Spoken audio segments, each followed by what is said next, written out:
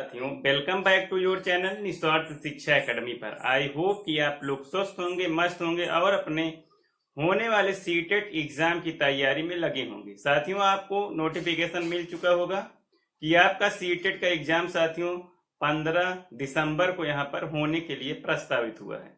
उसी से संबंधित जो हमारी ईबीएस अर्थात एनवायरमेंटल स्टडीज की जो क्लास चल रही है, आज हमारी ये चौथी क्लास होने वाली है। आपको बता दें कि ये आपकी क्लास जो है ईबीएस से रिलेटेड यहाँ पे फैक्चुअल क्लास होगी, जो कि आज हमारा चैप्टर है अनीता की मधुमक्खियां, जो कि एनसीईआरटी क्लास 4 से रिलेटेड चैप्टर है। आपको बता दें कि मधुमक्खी से रिलेटेड यहाँ पे हमारे क्वेश्चंस जो है एग्जाम में देखने को मिलते हैं। यहाँ पे आपका जो है 1 से 2 क्वेश्चन यहाँ पे देखने को मिलता है। तो उसी से संबंधित हमारी जो फ्री क्लास चल रही है ईबीएस अर्थात इन्वायरमेंटल स्टडीज की, जिसे हम पर्यावरण अध्ययन कहते हैं, उसकी हमारा आज जो है यहाँ पे चौथी क्लास होने वाली है।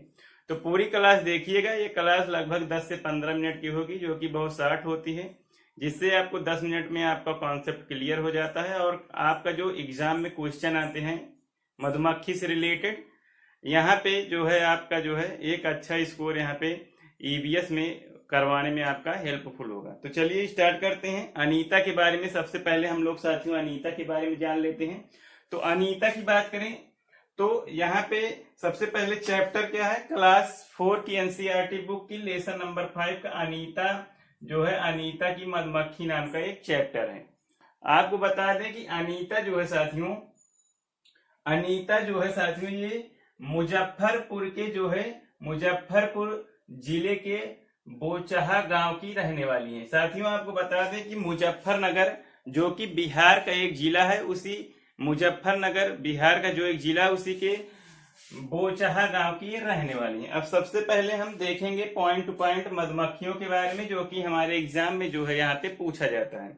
तो मधुमक्खियों के बारे में जानने से पहले हम लोग अनीता के बारे में कुछ जान लेते हैं। जैसे अनीता मुजफ्फरपुर जिले की, जो कि बिहार में है, बोचहा गांव की रहने वाली हैं। इनकी फैमिली में इनके पिताजी और 2 इनके छोटे भाई रहते हैं। ये साथियों कॉलेज में पढ़ती हैं और स्कूल के बच्चों को जो है ये ट्यूशन पढ़ाती हैं। तो इनके अंदर एक दिन जो है ये जागा कि इनको जो है मधुमक्खी पालन करना है। तो मधुमक्खी पालन करने के लिए साथियों इन्होंने मधुमक्खी पालन के लिए इन्होंने मधुमक्खी पालन का एक कोर्स भी किया। तो इन्होंने कोर्स किया और उसके माध्यम से इन्होंने शुरू किया कि मधुमक्खी पालन जो है किस तरीके से किया जाता है, और इन्होंने स्टार्ट किया। तो चलिए, यहाँ पे अनीता के बारे में तो एग्जाम में नहीं पूछता है, लेकिन मधुमक्खी के बारे में जो पूछता है उसी से रिलेटेड यहाँ पे हमारी पॉइंट जो है यहाँ पे पॉइंट होने वाला है। तो चलिए स्टार्ट करते हैं। मधुमक्खी के बारे में जानेंगे, उससे जो है लास्ट में हम लोग एक क्वेश्चन देखेंगे कि किस प्रकार से हम मधुमक्खी से रिलेटेड क्वेश्चन पूछे जाते हैं। तो चलिए देखते हैं मधुमक्खी के बारे में, जो कि आपके एग्जाम में विकल्प के रूप में दिया जाता है और यहाँ पूछा जाता है कि मधुमक्खी के बारे में क्या सही है और क्या गलत है। चलिए देखते हैं मधुमक्खी के बारे में। तो मधुमक्खी के बारे में आपको यहाँ पे पहला पॉइंट है हमारा कि हर छत्ते में एक रानी मक्खी होती है जो अंडे देती है। तो जो रानी मक्खी होती है छत्ते में अंडे देती है। उसके बाद नेक्स्ट पॉइंट है, छत्ते में बहुत सारी काम करने वाली मादा मक्खी होती है। ये दिन भर जो है काम करती हैं, शहद के लिए फूलों का रस ढूंढती हैं। तो साथियों जो मादा मक्खी होती हैं छत्ते में, वो दिन भर कार्य करती हैं, शहद भी ढूंढती हैं, और उसके बाद जब किसी मक्खी को रस मिल जाता है, जब उनको जो है रस मिल जाता है, तो वह एक प्रकार का जो है नाच करती हैं। तो यहाँ पे आपसे पॉइंट करके जो है विकल्प करके पूछा जाता है कि जो छत्ते होते हैं उसमें कौन जो है कार्य करने वाली मक्खी होती है, नर होती है कि मादा। तो चलिए नेक्स्ट पॉइंट है कि ये देखिए जो मादा मक्खी होती है ये रस से शहद बनाती है। देखिए रस इन्होंने ढूंढा, अब रस से इन्होंने शहद बनाती हैं, और लीची के फूल इन्हें जो है आकर्षित करें। जो लीची के फूल होते हैं, लीची के फूल की बात करें तो लीची के जो फूल होते हैं साथियों, लीची के फूल जो है ये फरवरी माह में लीची में जो है फूल आते हैं। तो लीची के फूल जो है इन्हें अपनी ओर आकर्षित करते हैं और ये लीची के फूल से शहद बनाते हैं। अब बात करें ये छत्ते, देखिए शहद से जो है छत्ते बनाने का कार्य करती हैं। छत्ते बनाने के साथ साथ साथियों ये बच्चों को जो है पालने का भी कार्य करती हैं।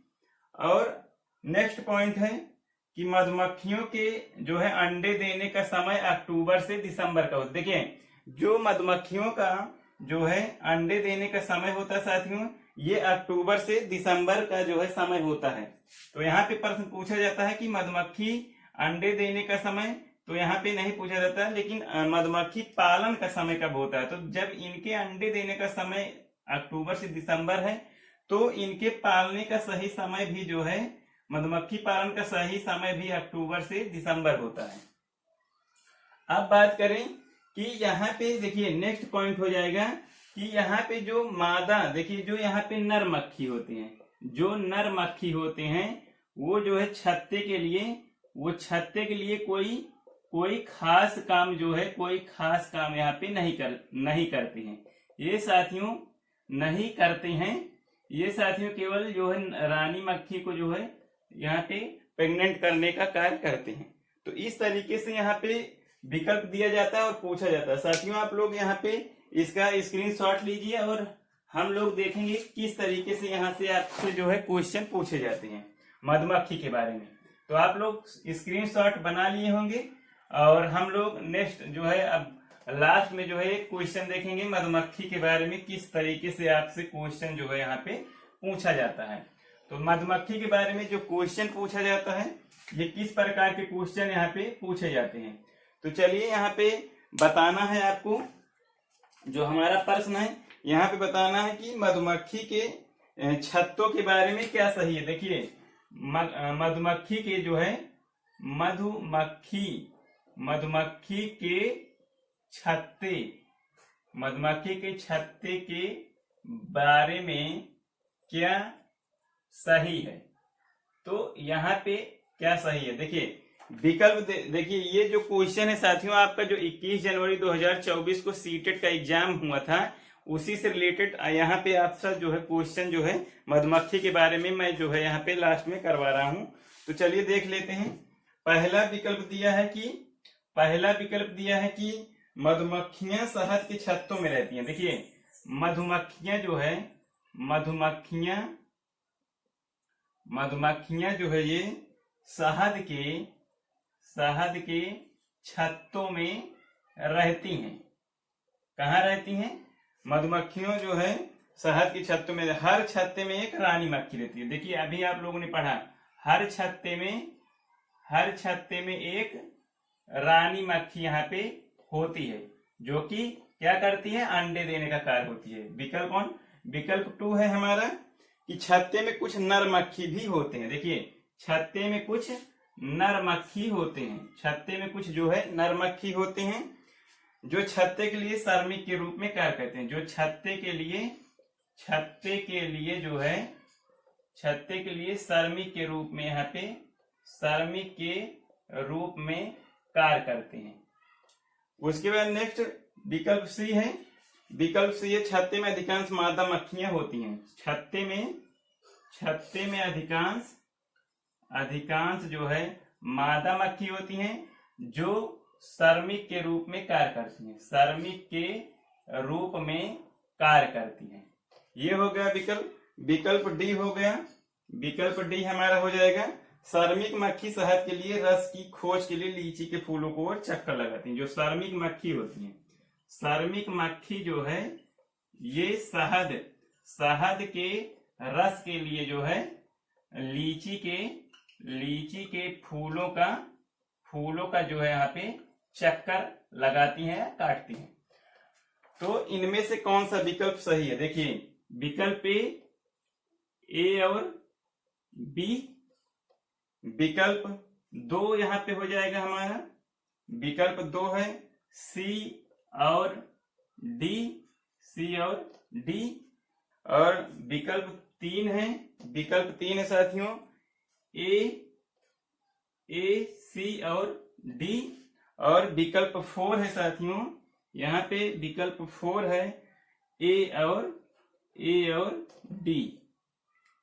तो यहाँ पे कौन सा विकल्प राइट हो जाएगा? सबसे पहले देखिए हम लोग अभी एनालिसिस कर लेते हैं।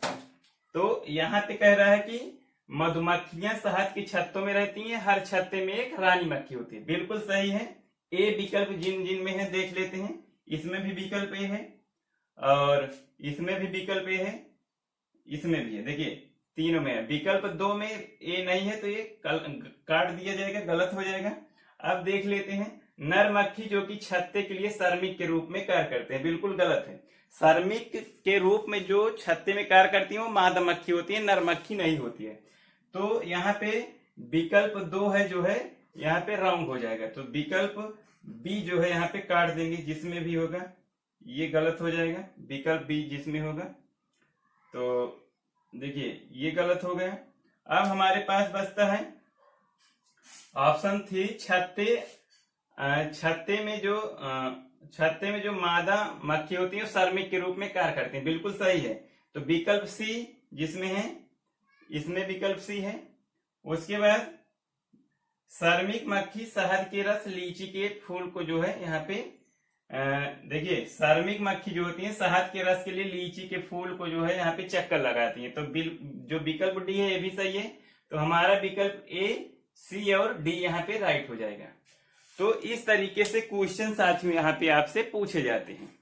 तो उम्मीद करते हैं कि ये जो अनीता की मधुमक्खी है, जिससे आपके सीटेट के एग्जाम में हर एग्जाम में आपसे जो है हर एग्जाम में जो सीटेट का ईवीएस होता है उसमें मधुमक्खी से रिलेटेड जो है यहाँ पे क्वेश्चन पूछे जाते हैं।